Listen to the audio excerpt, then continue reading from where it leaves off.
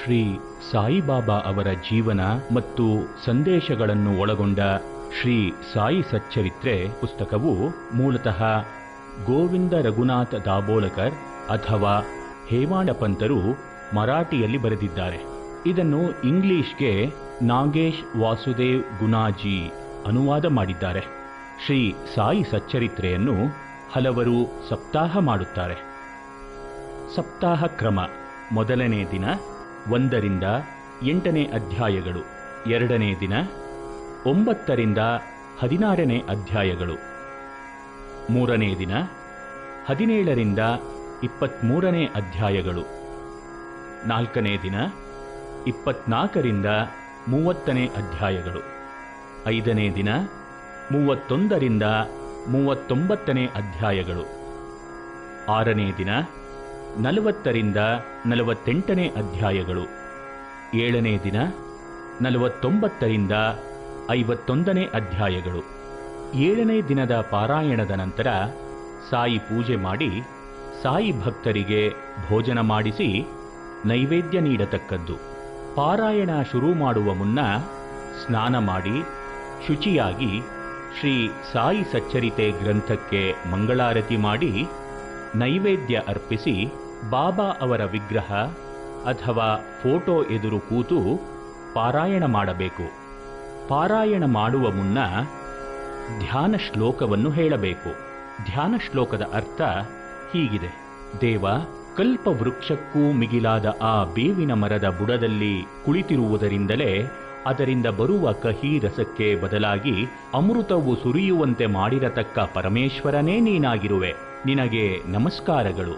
ಬೇವಿನ ಮರದ ರಸವೇ ಅಮೃತ, ಏಕೆಂದರೆ ಅದಕ್ಕೆ ಎಲ್ಲ ರೀತಿಯ ರೋಗಗಳನ್ನು ವಾಸಿ ಮಾಡುವ ಶಕ್ತಿ ಇದೆ. ಧ್ಯಾನ ಶ್ಲೋಕ: ಸದಾ ನಿಂಬ ವೃಕ್ಷಸ್ಯ ಮೂಲಾದಿವಾಸಾತ್ ಸುಧಾ ಶ್ರಾವಣಂ ತಿಕ್ತಮಪ್ಯಪ್ರಿಯಂತಂ ತರುಂ ಕಲ್ಪವೃಕ್ಷಾದಿಕಂ ಸಾಧಯಂತಂ ನಮಾಮಿ ಈಶ್ವರಂ ಸದ್ಗುರುಂ ಸಾಯಿನಾಥಂ. ಅಧ್ಯಾಯ 9. ಶ್ರೀ ಗುರುಭ್ಯೋ ನಮಃ. ಶಿರ್ಡಿಯ ಯಾತ್ರೆ ವಿಲಕ್ಷಣವಾಗಿತ್ತು. ಸಮರ್ಥ ಶ್ರೀ ಸಾಯಿಬಾಬಾ ಅವರ ಆಜ್ಞೆಯಿಲ್ಲದೆ ಯಾರಿಗೂ ಅವರ ದರ್ಶನವಾಗುತ್ತಿರಲಿಲ್ಲ. ಅದೇ ರೀತಿ ಅಲ್ಲಿಂದ ಊರಿಗೆ ಹೊರಡಲು ಅನುಮತಿ ಪಡೆದೇ ಹೊರಡಬೇಕಾಗಿತ್ತು. ಆಜ್ಞೆ ಉಲ್ಲಂಘಿಸಿದ ಯಾತ್ರಿಕರಿಗೆ ತೊಂದರೆಯಾಗುತ್ತಿತ್ತು. ಒಮ್ಮೆ ತಾತ್ಯಾ ಪಾಟೀಲರು ಶಿರಡಿಯಿಂದ ಕೋಪರ್ಗಾಂವ್ಗೆ ಹೋಗುವುದನ್ನು ಬಾಬಾ ತಡೆದರು. ಆದರೆ ತಾತ್ಯಾ ಲೆಕ್ಕಿಸದೆ ಹೊರಟರು. ದಾರಿಯಲ್ಲಿ ಅವರು ಪ್ರಯಾಣ ಮಾಡುತ್ತಿದ್ದ ಕುದುರೆಗಾಡಿ ಉರುಳಿ ಹೋಗಿ ಸ್ವಲ್ಪ ಪೆಟ್ಟಾಯಿತು. ಗುರುವಾಕ್ಯದ ಉಲ್ಲಂಘನೆಗೆ ಶಿಕ್ಷೆಯಾಗಿತ್ತು. ಒಬ್ಬ ಯುರೋಪಿನ ಅಧಿಕಾರಿ ಬಾಬಾ ಅವರನ್ನು ಕಾಣಲು ಶಿರ್ಡಿಗೆ ಬಂದನು. ಅವನಿಗೆ ತಕ್ಷಣ ದರ್ಶನ ಅನುಮತಿ ಸಿಗಲಿಲ್ಲ. ಸ್ವಲ್ಪ ಸಮಯದ ನಂತರ ಬಾಬಾ ಅವರು ದರ್ಶನ ನೀಡಿದರು. ಆ ಅಧಿಕಾರಿಯು ಊರಿಗೆ ಹೊರಡಲು ಅನುಮತಿ ಕೋರಿದಾಗ ಬಾಬಾ ಅವರ ಅನುಮತಿ ಸಿಗಲಿಲ್ಲ. ಅದನ್ನು ಮೀರಿ ಪ್ರಯಾಣ ಮಾಡಿದ ಆತನು ದಾರಿಯಲ್ಲಿ ಬಿದ್ದು ಆಸ್ಪತ್ರೆ ಸೇರಬೇಕಾಯಿತು. ಶ್ರೀ ಸಾಯಿಬಾಬಾ ಭಿಕ್ಷೆಯಿಂದಲೇ ಜೀವಿಸುತ್ತಿದ್ದರು. ಇದಕ್ಕೆ ಅವರು ಅರ್ಹರಾಗಿದ್ದರು. ನಾವು ಆಹಾರ ತಯಾರಿಸುವಾಗ ಪುಡಿ ಮಾಡುವಿಕೆ, ಕಟ್ಟುವುದು, ಗುಡಿಸುವುದು, ಬೇಯಿಸುವುದು ಇದನ್ನು ಮಾಡಿ ಕೆಲವು ಕ್ರಿಮಿಗಳನ್ನು ಕೊಲ್ಲುತ್ತೇವೆ. ಇದಕ್ಕೆ ಪರಿಹಾರಕ್ಕಾಗಿ ಪಂಚಯಜ್ಞ, ಪೂರ್ವಜರ ಪೂಜೆ, ಪಿತೃಕಾರ್ಯ, ದೇವಪೂಜೆ, ಅತಿಥಿ ಪೂಜೆ, ಭೂತ ಪ್ರಾಣಯಜ್ಞ ಮೊದಲಾದವುಗಳನ್ನು ಮಾಡಬೇಕು. ಇದರ ರಹಸ್ಯವನ್ನು ಅರಿತವರು ತಪ್ಪು ಮಾಡುವುದಿಲ್ಲ. ಶ್ರೀ ಸಾಯಿನಾಥರು ಅಲ್ಪ ವಸ್ತುಗಳಿಂದಲೇ ತೃಪ್ತರಾಗಿರುತ್ತಿದ್ದರು. ಬಾಬಾ ಸಾಹೇಬ ಥರ್ಕಡೆ ಶ್ರೀ ಸಾಯಿನಾಥರ ಪರಮ ಭಕ್ತರಾಗಿದ್ದರು. ಪತಿ ಪತ್ನಿಯರಿಬ್ಬರೂ ಶಿರಡಿಗೆ ಹೊರಡುವಾಗ ಮನೆಯಲ್ಲಿದ್ದ ಭಾವಚಿತ್ರಕ್ಕೆ ಪೂಜೆ ನಿಲ್ಲಬಾರದೆಂದು ತಂದೆಗೆ ಸೂಚಿಸಿ ಹೊರಟರು. ಅವರ ತಂದೆ ಆರ್ಯ ಸಮಾಜದ ಅನುಯಾಯಿಗಳಾದರೂ ಮಗನ ಮನಸ್ಸಿಗೆ ನೋವಾಗದಿರಲೆಂದು ಸಕ್ಕರೆ ನೈವೇದ್ಯ ಸಲ್ಲಿಸುತ್ತಿದ್ದರು. 2ನೆಯ ದಿನ ಅವರು ಶ್ರೀ ಬಾಬಾಗೆ ನೈವೇದ್ಯ ಸಲ್ಲಿಸುವುದನ್ನು ಮರೆತರು. ಅದೇ ದಿನ ಶಿರಡಿಯಲ್ಲಿ ಥರ್ಕಡೆ ಅವರಿಗೆ ಬಾಬಾ, ಈ ದಿನ ನನಗೇಕೆ ಉಪವಾಸ ಹಾಕಿದೆ ಎಂದು ಕೇಳಿದರು. ತಂದೆಯ ಪತ್ರ ಮಗನಿಗೆ ತಲುಪಿತು. ಮಗನೂ ಇದೇ ವಿಷಯವಾಗಿ ತಂದೆಗೆ ಬರೆದರು. ಇದೇ ರೀತಿ ಶ್ರೀಮತಿ ಥರ್ಕಡೆ ಅವರು ಬದನೆಕಾಯಿ ಭಾರಿತಾರನ್ನು ಬಾಬಾ ಅವರಿಗೆ ನೈವೇದ್ಯವಾಗಿ ಅರ್ಪಿಸಿದರು. ಗೋ ಬಾ ಮಾನಕರ್ ಎಂಬ ಭಕ್ತರು ತಂದೆಯವರ ಶ್ರಾದ್ದ ಮಾಡಲು ಶಿರಡಿಗೆ ಹೊರಟರು. ಅವರ ಮೂಲಕ ಶ್ರೀಮತಿ ಥರ್ಕಡೆ ಅವರು ಬಾಬಾ ಅವರಿಗೆ ಕೊಡಲು ಪೇಡಾವನ್ನು ಕಳುಹಿಸಿದರು. ಅದನ್ನು ಮಾನಕರ್ದಿಂದ ಬಾಬಾ ಕೇಳಿ ಪಡೆದರು. ಭಕ್ತರು ಎಲ್ಲಿಯೇ ಇರಲಿ ಅವರ ಹೊಣೆ ನನ್ನದು ಎಂಬ ಸತ್ಯವಾಕ್ಯ ಶ್ರೀ ಬಾಬಾ ಅವರದಾಗಿತ್ತು. ಇದೇ ರೀತಿ ಶ್ರೀಮತಿ ಥರ್ಕಡೆ ಅವರು ಒಂದು ಬಾರಿ ಹಸಿದ ನಾಯಿಯೊಂದಕ್ಕೆ ರೊಟ್ಟಿ ಹಾಕಿದರು. ಸಾಯಂಕಾಲ ಅವರು ಶಿರಡಿಯ ಮಸೀದಿಗೆ ಹೋದಾಗ, ತಾಯಿ, ಇಂದು ನಾನು ಹೊಟ್ಟೆ ತುಂಬ ಊಟ ಮಾಡಿದೆ ಎಂದರು. ತಾವು ಎಲ್ಲ ಜೀವಿಗಳಲ್ಲೂ ಇದ್ದೇನೆ ಎಂಬುದನ್ನು ಅವರು ತೋರಿಸಿದರು. ಇದೇ ಭಗವದ್ಗೀತೆಯಲ್ಲಿ ಶ್ರೀಕೃಷ್ಣನು ಹೇಳಿದ ವಿಷಯವಾಗಿದೆ ಎಂಬಲ್ಲಿಗೆ ಶ್ರೀ ಸಾಯಿ ಸಚ್ಚರಿತೆಯ 9ನೇ ಅಧ್ಯಾಯ ಮುಗಿಯಿತು. ಶ್ರೀ ಸಾಯಿನಾಥಾಯ ನಮಃ. ಅಧ್ಯಾಯ 10. ಶ್ರೀ ಗುರುಭ್ಯೋ ನಮಃ.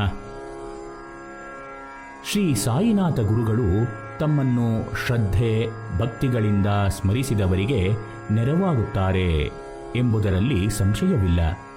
ಅವರ ಕೃಪೆಯಿಂದ ಸಾಂಸಾರಿಕ ತಾಪತ್ರಯಗಳು ದೂರವಾಗುತ್ತವೆ. ಅದೃಷ್ಟವನ್ನೇ ಬದಲಾಯಿಸಬಲ್ಲ ಸಮರ್ಥರು ಬಾಬಾ ಅವರು ಎಂಬುದು ಭಕ್ತರ ಅನುಭವ. ಶ್ರೀ ಬಾಬಾ ಅವರಿಗೆ ಶ್ರೀಮಂತ ಭಕ್ತರಿದ್ದರೂ ಅವರು ಮರದ ಹಲಗೆಯ ಮೇಲೆ ನಿದ್ರಿಸುತ್ತಿದ್ದರು. ಅವರ ವಿಚಿತ್ರ ಲೀಲೆ ಎಂದರೆ ಚಿಂದಿ ಬಟ್ಟೆಗಳಿಂದ ಕಟ್ಟಿದ ಹಗ್ಗದಿಂದ ಆ ಹಲಗೆ ತೂಗಾಡಿದರೂ ಏನೂ ಆಗಿರಲಿಲ್ಲ. ಈ ಹಲಗೆಯ 4 ಕಡೆ ಹಣತೆಗಳನ್ನು ಹಚ್ಚಿ ಇಡುತ್ತಿದ್ದರು. ಅದರ ಮೇಲೆ ಹತ್ತಿ ಕುಳಿತು ನಂತರ ವಿಶ್ರಮಿಸಿಕೊಳ್ಳುತ್ತಿದ್ದರು. ಇದನ್ನು ಪರೀಕ್ಷಿಸಲು ಬಂದವರೆಲ್ಲ ವಿಫಲರಾಗಿದ್ದರು. ಈ ಚಮತ್ಕಾರವನ್ನು ಕಂಡು ಮಸೀದಿಯಲ್ಲಿ ಹಲವಾರು ಜನ ಸೇರಿದಾಗ ಬಾಬಾ ಕುಪಿತರಾದಂತೆ ಹಲಗೆಯನ್ನೇ ಚೂರು ಮಾಡಿ ಎಸೆದರು. ಇದು ಅವರ ಲಘಿಮ ಹಗುರತನ ಎಂಬ ಸಿದ್ಧಿಗೆ ಸಾಕ್ಷಿಯಷ್ಟೇ ಆಗಿತ್ತು. ಶ್ರೀ ಬಾಬಾ ಅವರು ಸದಾ ಅಲಹ್ ಮಾಲಿಕ್ ಎಂದು ಜಪಿಸುತ್ತಿದ್ದರು. ನೋಡುವವರಿಗೆ ಅವರ ವರ್ತನೆ ವಿಚಿತ್ರವಾಗಿ ಕಾಣುತ್ತಿತ್ತು. ಸಿರಿ ಸಂಪದ ಕೀರ್ತಿಗಾಗಿ ಅವರೆಂದೂ ಹಂಬಲಿಸಲಿಲ್ಲ. ಶಿರಡಿಯಲ್ಲಿ ಅವರು ಬಂದು ನೆಲೆಸಿದ ರಹಸ್ಯವೂ ನಿಗೂಢವಾಗಿದೆ. ಸುಮಾರು 16 ವಯಸ್ಸಿನ ಯುವಕನಾಗಿ ಅಲ್ಲಿ ಕಾಣಿಸಿಕೊಂಡ ಬಾಬಾ 3 ವರ್ಷ ಅಲ್ಲಿದ್ದು ನಂತರ ಕಣ್ಮರೆಯಾದರು. 1848ರಲ್ಲಿ ಬಾಬಾ ಅವರು ಚಾಂದ್ ಪಾಟೀಲರ ಮದುವೆ ದಿಬ್ಬಣದೊಡನೆ ಶಿರಡಿಯಲ್ಲಿ ಮತ್ತೆ ಕಾಣಿಸಿಕೊಂಡರು. ಆಗ ಅವರಿಗೆ 20 ವರ್ಷಗಳಾಗಿರಬಹುದು. ಇದರಿಂದ ಅವರು ಜನಿಸಿದ್ದು ಸುಮಾರು 1828ರಲ್ಲಿ ಎಂದು ಊಹಿಸಬಹುದು. ಅವರ ಮಾತಾಪಿತರ ಬಗ್ಗೆ ಯಾರಿಗೂ ತಿಳಿದಿರಲಿಲ್ಲ. ತಮ್ಮ ಗುರು ವೆಂಕೂಸ ಎಂದು ಮಾತ್ರ ಸ್ಮರಿಸಿಕೊಳ್ಳುತ್ತಿದ್ದರು. ಶ್ರೀ ಬಾಬಾ ಅವರ ಉಪದೇಶಗಳು ಹೀಗಿವೆ. ದೇವರು ಎಲ್ಲರಿಗೂ ಒಬ್ಬನೇ ಆಗಿದ್ದಾನೆ. ಭಕ್ತರಲ್ಲಿ ಮತೀಯ ಜಗಳ ಯಾವ ದೇವರಿಗೂ ಹಿತವಲ್ಲ. ಜನರು ಐಕ್ಯಮತ್ಯದಿಂದ ವರ್ತಿಸಬೇಕು. ಕೆಡಕು ಮಾಡಿದವರಿಗೆ ಕೆಡಕು ಮಾಡುವುದು ಮನುಷ್ಯನ ಸದ್ವರ್ತನೆಯಲ್ಲ. ಶಿಕ್ಷಿಸಲು ದೇವರು ಸದಾ ಇರುತ್ತಾನೆ. ಒಳಿತನ್ನು ಮಾಡಲು ಸಾಧ್ಯವಾದರೆ ಕೂಡಲೇ ಅದನ್ನು ಮಾಡಬೇಕು. ಯೋಗ, ಯಾಗ, ತಪಸ್ಸುಗಳಿಂದ ಮಾತ್ರ ಭಗವಂತನನ್ನು ಸೇರಬಹುದು. ಪ್ರಾಪಂಚಿಕ ಜೀವನದಲ್ಲಿ ಇದ್ದೂ ಇಲ್ಲದಂತೆ ಕರ್ಮಯೋಗಿಯಂತೆ ವರ್ತಿಸಿದರೆ ನೆಮ್ಮದಿ ಸುಲಭ. ಶ್ರೀ ಸಾಯಿಬಾಬಾ ಅದ್ವಿತೀಯ ಗುರು ಎನಿಸಿದ್ದಾರೆ. ಶಿಷ್ಯರನ್ನು ಅವರೇ ಆಯ್ಕೆ ಮಾಡುತ್ತಿದ್ದರು. ನಿಯತ ಗುರುಗಳಾದ ಅವರು ಭಕ್ತರು ನಂಬಿದಾಗ ಆತ್ಮೋದ್ಧಾರದ ದಾರಿ ತೋರಿಸುತ್ತಿದ್ದರು. ಎಲ್ಲ ಜೀವಿಗಳಲ್ಲೂ ಅವರು ದೈವತ್ವವನ್ನು ಕಂಡಿದ್ದರು. ಶ್ರೀ ಸಾಯಿಬಾಬಾ ಅವರ ಭಕ್ತರು ಆಹಾರ ಪಾನೀಯಾದಿಗಳನ್ನು ಸೇವಿಸುವಾಗಲೂ ಅವರನ್ನು ಸ್ಮರಿಸುತ್ತಿದ್ದರು. ಅವರನ್ನು ಕುರಿತು ಭಜನೆ ಮಾಡುತ್ತಿದ್ದರು. ಅವರು ದಿವ್ಯ ಪ್ರೇಮದ ಪ್ರತೀಕವೇ ಆಗಿದ್ದರು. ಬಾಬಾ ಅವರಲ್ಲಿ ಐಶ್ವರ್ಯ, ವೈರಾಗ್ಯ, ಜ್ಞಾನ, ವೈಭವ, ಔದಾರ್ಯ ಎಂಬ ಷಡ್ಗುಣಗಳು ಇದ್ದುದರಿಂದಲೇ ಅವರನ್ನು ಭಗವಾನ್ ಶ್ರೀ ಸಾಯಿಬಾಬಾ ಎಂದು ಭಕ್ತರು ಕರೆಯುತ್ತಿದ್ದರು. ಇಷ್ಟೆಲ್ಲ ಸಂಪನ್ನರಾಗಿದ್ದರೂ ವಿನಯವಂತರಾಗಿ ಭಕ್ತರ ಸೇವಕರಂತೆ ನಾನು ನಿಮ್ಮ ಗುಲಾಮ ಎನ್ನುತ್ತಿದ್ದರು. ಅವರ ಬ್ರಹ್ಮಚರ್ಯೆ, ನಿರ್ಲಿಪ್ತತೆ, ಕರುಣೆ ಅದ್ವಿತೀಯವೆನಿಸಿತ್ತು. ಶಿರಡಿಯಲ್ಲಿ ಯಾವ ಅಹಂಕಾರಿಗಳೂ ಬಂದರೂ ಅವರನ್ನು ಮಣಿಸುವ ಶಕ್ತಿ ಅವರಿಗಿತ್ತು. ನಾನಾವಾಲಿ ಎಂಬ ಫಕೀರ ಅವರನ್ನು ಆಸನ ಬಿಟ್ಟು ಏಳುವಂತೆ ಹೇಳಿದಾಗ ಹಾಗೆಯೇ ಮಾಡಿ ಆತನೇ ತಮ್ಮ ಪಾದಕ್ಕೆರಗುವಂತೆ ಮಾಡಿದರು. ಸಾಮಾನ್ಯರಂತೆ ವರ್ತಿಸುತ್ತಿದ್ದ ಬಾಬಾ ಕೇವಲ ಭಕ್ತರ ಹಿತಕ್ಕಾಗಿ ಎಲ್ಲವನ್ನೂ ಮಾಡಿದರು. ಆದರೆ ಅವರು ಮಂತ್ರೋಪದೇಶ ಮಾಡಲಿಲ್ಲ. ನೀವು ಸಾಯಿ ಸಾಯಿ ಎಂದು ನಾಮಸ್ಮರಣೆಯನ್ನು ಮಾಡಿದರೆ ನಿಮ್ಮನ್ನು ಕುತ್ತುಗಳಿಂದ ಪಾರು ಮಾಡುವ ಹೊಣೆ ನನ್ನದು ಎಂದು ಎದೆಮುಟ್ಟಿ ಭಕ್ತರಿಗೆ ಹೇಳುತ್ತಿದ್ದರು. ಅವರ ಚಿತ್ರವಿರುವೆಡೆ ಅವರಿರುತ್ತಾರೆ. ಅವರ ಧ್ಯಾನ ಭವಸಾಗರ ದಾಟಿಸಬಲ್ಲ ದೋಣಿಯಾಗಿದೆ ಎಂಬಲ್ಲಿಗೆ ಶ್ರೀ ಸಾಯಿ ಸಚ್ಚರಿತೆಯ 10ನೇ ಅಧ್ಯಾಯವು ಮುಗಿಯಿತು. ಶ್ರೀ ಸಾಯಿನಾಥಾಯ ನಮಃ. ಅಧ್ಯಾಯ 11. ಶ್ರೀ ಗುರುಭ್ಯೋ ನಮಃ. ಶ್ರೀ ಸಾಯಿಬಾಬಾ ಅವರು ಸಗುಣ ಎಂದರೆ ಗುಣಪೂರ್ಣನಾದ ಪರಮಾತ್ಮನನ್ನು ಧ್ಯಾನ ಮಾಡುವಂತೆ ಉಪದೇಶಿಸುತ್ತಿದ್ದರು. ವಿಗ್ರಹ, ಅಗ್ನಿ, ಬೆಳಕು ಮೊದಲಾದ 7 ಸ್ಥಾನಗಳಲ್ಲಿ ಪರಮಾತ್ಮನಿರುವನು. ಇಂತಹ ಸ್ಥಾನಗಳಲ್ಲಿ ಪ್ರೇಮದಿಂದ ಪೂಜಿಸಿದರೆ ಆತನ ಒಲುಮೆ ಬಹುಬೇಗ ದೊರೆಯುತ್ತದೆ. ಪರಬ್ರಹ್ಮನು ಸಂತರಲ್ಲಿ ವಿಶೇಷವಾಗಿ ಅನುಗ್ರಹಿಸಿ ಅವರ ಭಕ್ತರನ್ನು ರಕ್ಷಿಸಿ ಸುಖ ನೀಡುವನು. ಬಾಬಾ ಅವರಿಗೆ ವಸ್ತ್ರಭೂಷಣ, ವಾಹನಗಳನ್ನು ಅರ್ಪಿಸಿದರೂ ಅವರು ಅದನ್ನು ಬಯಸದೆ ನಿರ್ಲಿಪ್ತರಾಗಿದ್ದರು. ಶ್ರೀ ಬಾಬಾ ಅವರ ಭಕ್ತರಾದ ಡಾಕ್ಟರ್ ಪಂಡಿತ್ ಎಂಬುವರು ಅವರಿಗೆ ಗಂಧ ಲೇಪಿಸಿದಾಗ ಅವರು ಬೇಡವೆನ್ನಲಿಲ್ಲ. ಕಾರಣ ಪಂಡಿತರು ಬಾಬಾ ಅವರನ್ನು ತಮ್ಮ ಕುಲಗುರು ಎಂದೇ ನಂಬಿದ್ದರು. ಕೆಲವು ಬಾರಿ ಬಾಬಾ ವಿಚಿತ್ರವಾಗಿ ವರ್ತಿಸುತ್ತಿದ್ದರು. ಭಕ್ತರನ್ನು ಬೈಯುತ್ತಾ ಗದರಿಸುತ್ತಿದ್ದರು. ಇನ್ನೊಮ್ಮೆ ಮಾತೆಯಂತೆ ಮುದ್ದಿಸಿ ರಕ್ಷಿಸುತ್ತಿದ್ದರು. ಶ್ರೀ ಸಾಯಿನಾಥರು ತಮ್ಮ ಭಕ್ತರನ್ನು ಆಯ್ಕೆ ಮಾಡುವುದೇ ವಿಚಿತ್ರವಾಗಿತ್ತು. ಹೀಗೊಮ್ಮೆ ಹಜ್ ಯಾತ್ರೆ ಮುಗಿಸಿದ ಸಿದ್ದಿಕ್ ಫಾಳ್ಕೆ ಅವರಲ್ಲಿಗೆ ಬಂದರು. ಅವರನ್ನು ಮಸೀದಿಯೊಳಗೆ ಸೇರಿಸಲಿಲ್ಲ. ಶ್ಯಾಮ ಅವರ ಮೂಲಕ ಬಾರ್ವಿ ಎಂಬ ಬಾವಿ ಬಳಿ ಬರುವಂತೆ ಬಾಬಾ ಸೂಚಿಸಿದರು. ಹಾಗೆ ಮಾಡಿದಾಗ ನನಗೆ 40,000 ರೂಪಾಯಿ ಕೊಡು ಎಂದರು. ಇದಕ್ಕೆ ಹಾಜಿ ಒಪ್ಪಿದರು. ಮಸೀದಿಯಲ್ಲಿ ಆಡನ್ನು ವಧಿಸಿ ಅದರ ಮಾಂಸವನ್ನು ತಿನ್ನು ಎಂದಾಗಲೂ ಒಪ್ಪಿದರು. ಆಗ ಬಾಬಾ ಅವರನ್ನು ನೀನು ಕುರಾನ್ ಪಠಿಸಿ ಉಪಯೋಗವಿಲ್ಲ, ಮೆಕ್ಕಾ ಯಾತ್ರೆ ವಿಫಲವಾಯಿತು ಎಂದು ಗದರಿಸಿ 55 ರೂಪಾಯಿ ಕೊಟ್ಟು ಅಹಂಕಾರ ನಿವಾರಣೆ ಮಾಡಿದರು. ಬಾಬಾ ಅವರಿಗೆ ಪಂಚಭೂತಗಳ ಮೇಲೆ ಹತೋಟಿಯಲ್ಲಿತ್ತು. ಶಿರಡಿಯಲ್ಲಿ ಬಿರುಗಾಳಿ ಬಂದಾಗ ಮಸೀದಿಯಲ್ಲಿ ಧುನಿ, ಬೆಂಕಿ ಛಾವಣಿಯನ್ನು ತಲುಪುವಂತೆ ಉರಿದಾಗ ಶಾಂತನಾಗು ಎಂಬ ಮಾತಿನಿಂದ ವಾಯು, ಅಗ್ನಿಗಳನ್ನು ನಿಯಂತ್ರಿಸಿದರು. ಶ್ರೀ ಸಾಯಿಬಾಬಾ ಅವರನ್ನು ದೃಢರಾಗಿ ನಂಬಿದವರ ಕ್ಲೇಶ ನಾಶವಾಗುತ್ತದೆ ಎಂಬಲ್ಲಿಗೆ ಶ್ರೀ ಸಾಯಿ ಸಚ್ಚರಿತೆಯ 11ನೆಯ ಅಧ್ಯಾಯವು ಮುಗಿಯಿತು. ಶ್ರೀ ಸಾಯಿನಾಥಾಯ ನಮಃ.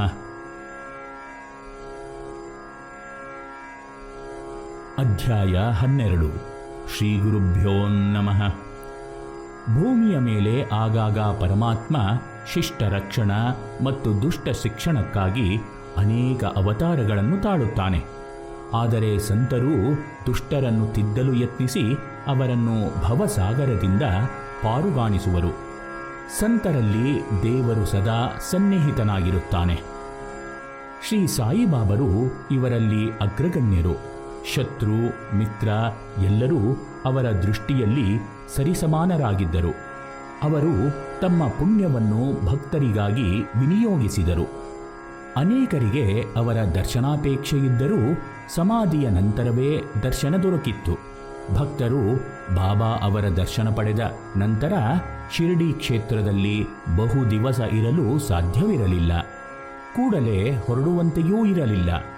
ಅವರ ಆಜ್ಞೆಯ ನಂತರವೇ ಭಕ್ತರು ಶಿರಡಿಯಿಂದ ಹೊರಡಬಹುದಾಗಿತ್ತು. ಹೀಗೆ ಶ್ರೀ ಗುರುಗಳ ಆಜ್ಞೆಯನ್ನು ಪಾಲಿಸಿ ಆಪತ್ತುಗಳನ್ನು ಪರಿಹರಿಸಿಕೊಂಡ ಹಾಗೂ ಪಾಲಿಸದೆ ಆಪತ್ತುಗಳನ್ನು ತಂದುಕೊಂಡ ಭಕ್ತರ ಪ್ರಸಂಗಗಳು ಹಲವಾರು. ಶ್ರೀ ಸಾಯಿ ಭಕ್ತರಾದ ಕಾಕಾ ಮಹಾಜನಿ ಅವರು ಮುಂಬಯಿ ನಗರದಿಂದ ಶಿರಡಿಗೆ ಶ್ರೀ ಕೃಷ್ಣ ಜಯಂತಿ ಸಮಾರಂಭಕ್ಕೆ ಹೊರಟರು. 1 ವಾರ ಅಲ್ಲಿರಬೇಕೆಂದು ಅವರ ನಿರ್ಧಾರವಾಗಿತ್ತು. ಬಾಬಾ ಅವರು ಕಾಕಾ ಅವರು ತಮ್ಮ ದರ್ಶನ ಪಡೆದ ಸ್ವಲ್ಪ ಹೊತ್ತಿನಲ್ಲೇ, ನೀನು ಯಾವಾಗ ಇಲ್ಲಿಂದ ಹೊರಡುವೆ ಎಂದರು. ಕಾಕಾ ಅವರು, ತಾವು ಅಪ್ಪಣೆ ಕೊಟ್ಟಾಗ ಎಂದರು. ಹಾಗಾದರೆ ನಾಳೆ ಹೊರಡು ಎಂದರು ಬಾಬಾ. ಮಸೀದಿಯಲ್ಲಿ ಬಾಬಾ ಅವರ ಆಜ್ಞೆ ಎಂದರೆ ಸುಗ್ರೀವನ ಶಾಸನದಂತೆ ಎಲ್ಲರೂ ಪಾಲಿಸಲೇಬೇಕಾಗಿತ್ತು. ಕಾಕಾರವರು ಇದೇ ರೀತಿ ಮುಂಬಯಿಗೆ ವಾಪಸ್ಸಾದರು. ಅವರು ಕಚೇರಿ ತಲುಪಿದಾಗ ಅವರ ಮಾಲೀಕನು ಅವರನ್ನೇ ನಿರೀಕ್ಷಿಸುತ್ತಿದ್ದನು. ಅಲ್ಲಿ ಅವರ ಅಗತ್ಯ ಬಹಳವಿದ್ದು ಈ ಬಗ್ಗೆ ಶಿರಡಿಗೆ ಪತ್ರವೂ ಹೋಗಿತ್ತು. ಹೀಗಿತ್ತು ಶ್ರೀ ಸಾಯಿಯವರ ಆಜ್ಞೆಯ ವೈಚಿತ್ರ್ಯ. ನಾಸಿಕದ ವಕೀಲ ಭಾವು ಸಾಹೇಬ ದುಮಾಳರು ಮೊಕದ್ದಮೆಯೊಂದನ್ನು ನಡೆಸಲು ನಿಘಾಡಕ್ಕೆ ಹೋಗುತ್ತಿದ್ದಾಗ ದಾರಿಯಲ್ಲಿ ಶಿರಡಿಯಲ್ಲಿಳಿದು ಶ್ರೀ ಸಾಯಿ ದರ್ಶನ ಪಡೆದರು. ಅವರು 1 ವಾರ ತಂಗುವಂತೆ ಹೇಳಿದರು. ಅದೇ ಹೊತ್ತಿಗೆ ನ್ಯಾಯಾಧೀಶರು ವ್ಯಾಧಿಪೀಡಿತರಾಗಿ ಮೊಕದ್ದಮೆ ಮುಂದೂಡಲ್ಪಟ್ಟ ಸುದ್ದಿ ತಿಳಿಯಿತು. ವಾರದ ನಂತರ ಭಾವು ಸಾಹೇಬರು ನಿಘಾಡಕ್ಕೆ ಹೋದರು. ನಂತರ ಅವರು ಮೊಕದ್ದಮೆಯಲ್ಲಿ ಜಯಶೀಲರಾದರು. ನಾನಾ ಸಾಹೇಬ ನಿಂಹೋಣಕರರು ಪತ್ನಿಯೊಡನೆ ಶಿರಡಿಯಲ್ಲಿ ತಂಗಿದ್ದರು. ಆಗ ತಮ್ಮ ಮಗನು ಬೇಲಾಪುರದಲ್ಲಿ ಕಾಯಿಲೆಯಿಂದ ಹಾಸಿಗೆ ಹಿಡಿದಿರುವನೆಂದು ಸುದ್ದಿ ಅವರಿಗೆ ಮುಟ್ಟಿತು. ನಾನಾ ಮಗನನ್ನು ನೋಡಿಕೊಂಡು ಕೂಡಲೇ ಹೊರಟು ಬರುವಂತೆ ಪತ್ನಿಗೆ ಸೂಚಿಸಿದರು. ತಾಯಿಗೆ ಮಗನ ಬಳಿ ಕೆಲವು ದಿನಗಳಾದರೂ ಇದ್ದು ಬರಬೇಕೆಂಬ ಆಶೆಯಿತ್ತು. ಏನೂ ತೋಚದೇ ಇದ್ದಾಗ ಬಾಬಾ ಅವರ ಸಹಾಯಕ್ಕೆ ಬಂದರು. ಬೇಗ ಹೊರಡು, 4-6 ದಿನ ಇದ್ದು ಬಾ, ಗಾಬರಿ ಬೇಡ ಎಂದು ಅವರಿಗೆ ಬಾಬಾ ಅವರು ಧೈರ್ಯ ನೀಡಿ ಆಶೀರ್ವದಿಸಿದರು. ತಾಯಿಯ ಮನಸ್ಸಿನಲ್ಲಿದ್ದಂತೆ ಶ್ರೀ ಸಾಯಿಯವರ ಆಜ್ಞೆಯಾಗಿತ್ತು. ಸದಾಚಾರ ಸಂಪನ್ನರು, ಜ್ಯೋತಿಷ್ಯ, ವೇದ ಪಾರಂಗತರೂ ಆದ ನಾಸಿಕದ ಮುಳೆ ಶಾಸ್ತ್ರಿಗಳು ಬಾಪು ಸಾಹೇಬ ಬೂಟಿಯವರನ್ನು ಕಾಣಲು ಶಿರಡಿಗೆ ಬಂದರು. ಬಾಬಾ ಅವರ ದರ್ಶನ ಪಡೆಯಲು ಮಸೀದಿಗೆ ಬಂದಾಗ ಎಲ್ಲರಿಗೂ ಶ್ರೀ ಸಾಯಿನಾಥರು ಮಾವಿನ ಹಣ್ಣು, ಬಾಳೆಹಣ್ಣುಗಳನ್ನು ಹಂಚಿದರು. ಹಸ್ತ ಸಾಮುದ್ರಿಕೆಯಲ್ಲಿ ನಿಪುಣ ಶಾಸ್ತ್ರಿಯವರು ಬಾಬಾ ಅವರ ಹಸ್ತವನ್ನು ಪರೀಕ್ಷಿಸಲು ಬಯಸಿದರು. ಬಾಬಾ ಇದನ್ನು ನಿರಾಕರಿಸಿ ಶಾಸ್ತ್ರಿಯವರಿಗೆ 4 ಬಾಳೆಹಣ್ಣನ್ನು ನೀಡಿ ಕಳುಹಿಸಿದರು. ಶಾಸ್ತ್ರಿಯವರು ಮರುದಿನ ಬೆಳಗಿನ ಸಂಧ್ಯಾವಂದನೆ ಮುಗಿಸಿ ಬರುತ್ತಿರುವಾಗ ಶ್ರೀ ಸಾಯಿಯವರು ತಮ್ಮ ಶಿಷ್ಯರೊಬ್ಬರಿಗೆ, ಕಾವಿ ಧರಿಸುವೆ, ಸ್ವಲ್ಪ ಗೇರೆಣ್ಣೆ ತಂದು ಕೊಡು ಎಂದರು. ಮಧ್ಯಾಹ್ನದ ಆರತಿಗೆ ಶಾಸ್ತ್ರಿಯವರು ಬಂದರು. ಬಾಬಾ ಅವರು ದಕ್ಷಿಣೆಗಾಗಿ ಅವರಿಗೆ ಹೇಳಿ ಕಳುಹಿಸಿದರು. ಶುದ್ಧ ಅಗ್ನಿಹೋತ್ರಿ ಬ್ರಾಹ್ಮಣರಾದ ಮುಳೆ ಶಾಸ್ತ್ರಿಯವರಿಗೆ ಇದು ಒಪ್ಪಿಗೆಯಾಗಲಿಲ್ಲ. ಆದರೂ ಮಸೀದಿಗೆ ಬಂದಾಗ ಅವರು ಅಲ್ಲಿ ತಮ್ಮ ಗುರು ಶ್ರೀ ಘೋಲಪನಾಥ ಮಹಾರಾಜರನ್ನು ಕಂಡರು. ತಮಗೆ ತಾವೇ ಅರಿವಿಲ್ಲದಂತೆ ಶಾಸ್ತ್ರಿಯವರು ಗುರುಗಳ ಚರಣಗಳಿಗೆ ಎರಗಿದರು. ತಲೆ ಎತ್ತಿ ನೋಡಿದಾಗ ಮತ್ತೆ ಸಾಯಿಬಾಬಾ ಅವರನ್ನು ಕಂಡು ದಕ್ಷಿಣೆಯನ್ನು ಅರ್ಪಿಸಿದರು. ವೈದ್ಯರೊಬ್ಬರು ಶಿರಡಿಗೆ ಬಂದರು. ನಾನು ಶ್ರೀರಾಮಭಕ್ತ, ಮುಸ್ಲಿಂ ಸಂತರಾದ ಬಾಬಾ ಅವರಿಗೆ ನಮಸ್ಕಾರ ಮಾಡಲಾರೆ ಎಂದು ಅಲ್ಲಿ ಅಧಿಕಾರಿಗಳಿಗೆ ಹೇಳಿದರು. ಅಲ್ಲಿನ ಮಾಮಲೆದಾರರು ಇದರಲ್ಲಿ ಅಭ್ಯಂತರವೇನೂ ಇಲ್ಲವೆಂದು ತಿಳಿಸಿದರು. ಡಾಕ್ಟರ್ ಅವರು ಮಸೀದಿಗೆ ಬಂದಾಗ ಶ್ರೀ ಸಾಯಿ ಅವರಿಗೆ ನಮಸ್ಕರಿಸಲು ಹೊರಟರು. ಆಶ್ಚರ್ಯದಿಂದ ಮಿತ್ರರು, ಇದೇನು ನಿಮ್ಮ ಬದಲಾವಣೆ ಎಂದು ಕೇಳಿದರು. ಡಾಕ್ಟರರು, ನಾನು ಶ್ರೀರಾಮನನ್ನೇ ಕಂಡೆ.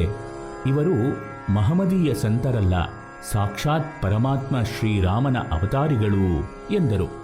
ಮಾರನೆಯ ದಿನ ಕನಸಿನಲ್ಲಿ ಅವರಿಗೆ ಬಾಬಾ ಅವರ ದರ್ಶನ ಹಾಗೂ ಆಶೀರ್ವಾದಗಳು ದೊರೆತವು. ಅವರು ಸಾಯಿ ಭಕ್ತರಾದರು. ನಮ್ಮ ಗುರುವಿನಲ್ಲಿ ಅಚಲ ನಂಬಿಕೆ ಹಾಗೂ ಭಕ್ತಿಗಳಿರಬೇಕು ಎಂಬುದೇ ಈ ಎಲ್ಲ ಪ್ರಸಂಗಗಳ ಸಾರ. ಇಲ್ಲಿಗೆ ಶ್ರೀ ಸಾಯಿ ಸಚ್ಚರಿತೆಯ 12ನೇ ಅಧ್ಯಾಯವು ಸಂಪೂರ್ಣವಾಯಿತು. ಶ್ರೀ ಸಾಯಿನಾಥಾಯ ನಮಃ. ಅಧ್ಯಾಯ 13. ಶ್ರೀ ಗುರುಭ್ಯೋ ನಮಃ. ಶ್ರೀ ಸಾಯಿನಾಥರು ಭಕ್ತರಿಗೆ ನೀಡುತ್ತಿದ್ದ ಹಿತವಚನಗಳು ಸಂಕ್ಷಿಪ್ತ ಹಾಗೂ ಅರ್ಥಗರ್ಭಿತವಾಗಿ ಇರುತ್ತಿದ್ದವು. ಯಾರು ನನ್ನನ್ನು ಭಕ್ತಿಯಿಂದ ಸದಾ ಸಾಯಿ ಎಂದು ಸ್ಮರಿಸುವರೋ ಅವರು ಪಾಪಗಳಿಂದ ಮುಕ್ತರಾಗುತ್ತಾರೆ. ನನ್ನ ಆರಾಧನೆಗೆ ಪೂಜಾ ಸಾಮಗ್ರಿಗಳ ಅಗತ್ಯವಿಲ್ಲ, ಶುದ್ಧವಾದ ಭಕ್ತಿ ಹೊಂದಿದ್ದರೆ ಸಾಕು ಎಂದೂ ಅವರು ಹೇಳುತ್ತಿದ್ದರು. ಭಕ್ತರ ದೈಹಿಕ ಹಾಗೂ ಮಾನಸಿಕ ರೋಗಗಳನ್ನು ಅವರು ಬಗೆಹರಿಸುತ್ತಿದ್ದರು. ನಾರಾಯಣಗಾಂವ್ಗೆ ಸೇರಿದ ಭೀಮಾಜಿ ಪಾಟೀಲರಿಗೆ ಎದೆ ನೋವು ತೀವ್ರವಾಗಿ ಬರುತ್ತಿತ್ತು. ಇದು ಕ್ಷಯಕ್ಕೆ ತಿರುಗಿತು. ಯಾವುದೇ ಔಷಧವೂ ಗುಣಪಡಿಸದಷ್ಟು ತೀವ್ರವಾಯಿತು.